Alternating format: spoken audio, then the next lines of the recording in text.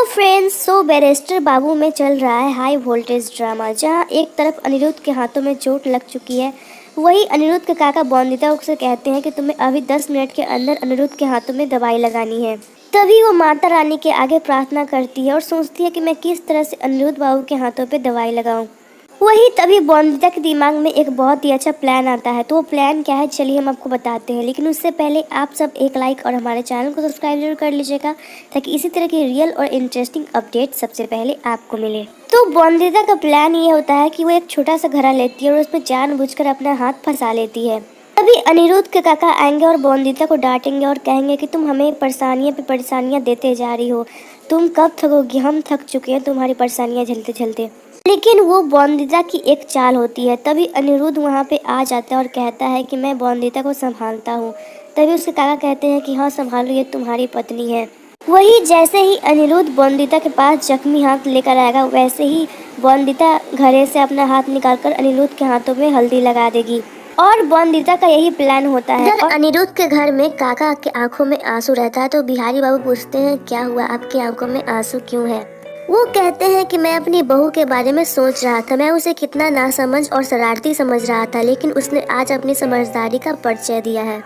तभी वो कहते हैं कि वो तो समस्या वाली बहू है ही, उसकी समस्या का मैं क्या करूं। तभी वहाँ पे महापंडित आ जाते हैं और सारी बातें सुन लेते हैं। तभी वो कहते हैं कौन सी समस्या, आपकी बहू के अंदर कौन सी समस्या है, अगर कोई बड़ी समस्या है तो आप यह महापूजा नहीं कर सकते हैं।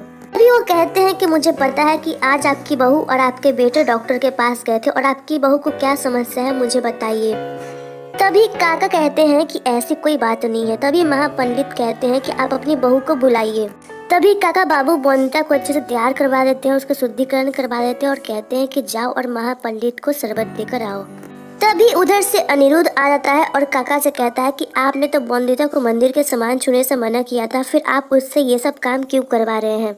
तभी वो अनिरुद्ध से कहते हैं कि मैं ये सब तुम्हारे लिए कर रहा हूँ। फिर वो बॉन्दिता से कहते हैं कि जाओ और शरबत देकर आओ, और कुछ भी पूछे तो सिर झुका के जवाब देना, और खासकर अपनी बीमारी के बारे में तो कुछ भी मत बोलना। फिर वो कहते हैं कि मुझे ये एकादशी की पूजा 10 साल बाद मिली है और मैं नहीं चाहता कि मैं बॉन्दिता की वजह से मेरे हाथ से ये पूजा छीन जाए। तभी बॉन्दिता शरबत लेकर जाती है, जहाँ पे महापंडित उससे कहते हैं कि तुम अब दुनिया में सबसे ज्यादा किससे प्यार करती हो। तभी बॉन्दिता कहती है कि माँ से। तो महापंडित उसे माँ की कसम दे देते हैं। वो कहते हैं कि तुम्हें तुम्हारी माँ की कसम है, तुम बताओ कि तुम्हारे अंदर क्या समस्या है। और बॉन्दिता काफ़ी ज़्यादा परेशान हो जाती है, क्योंकि उसके काका ससुर ने उसे मना किया है कुछ भी बताने को। और इधर अनिरुद्ध चुपके से देख रहा होता है कि आखिरकार बॉन्दिता इस मुसीबत से कैसे निकलेगी। सो फ्रेंड्स, आने वाला अपकमिंग एपिसोड काफ़ी ज़्यादा इंटरेस्टिंग और ट्विस्ट भरा होने वाला है। तो कितना ज़्यादा एक्साइटेड हो आप आने वाले एपिसोड को लेकर, हमें कमेंट करके ज़रूर बताइएगा। और हमारे चैनल को सब्सक्राइब करके बेल आइकन को जरूर प्रेस कर लीजिएगा, ताकि आने वाली वीडियो की नोटिफिकेशन सबसे पहले आपको मिले।